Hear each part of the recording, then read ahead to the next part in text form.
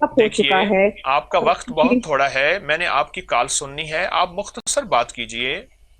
جی، actually بہت مقروض ہیں، بہت اچھے حالات تھے، لیکن اب کاروبار میں فراڈ ہوا، اور اس وقت حالات اس طرح سے ہیں کہ بس عرض سے فرش پہ آ چکے ہیں۔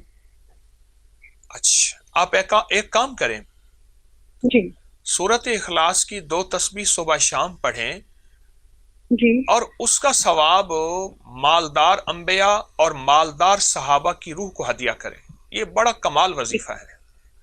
ٹھیک ہے 3 نبی ایسے ہیں جو نبی بھی تھے، بادشاہ بھی تھے۔ ٹھیک ہے ایک حضرت سلیمان، ایک حضرت داؤد، اور ایک حضرت ٹھیک ہے یوسف علیہ السلام۔ ٹھیک ہے اور صحابہ میں حضرت عثمان غنی، حضرت عبد الرحمن بن عوف، یہ اور اس سے اور بھی بے شمار صحابہ ہیں جو اللہ کے حبیب کے غلام بھی تھے اور مالدار بھی تھے۔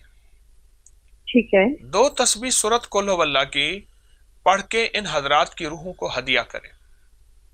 ٹھیک ہے ایک دوسری چیز یہ ہے کہ آپ سارا دن ایک دعا پڑھیں، اللہم اکفنی بحلالک عن حرامک واغننی بفضلک عمن سواک۔ یہ چھوٹا سا وظیفہ ہے، ٹھیک ہے سارا دن پڑھیں اور بہت زیادہ پڑھیں۔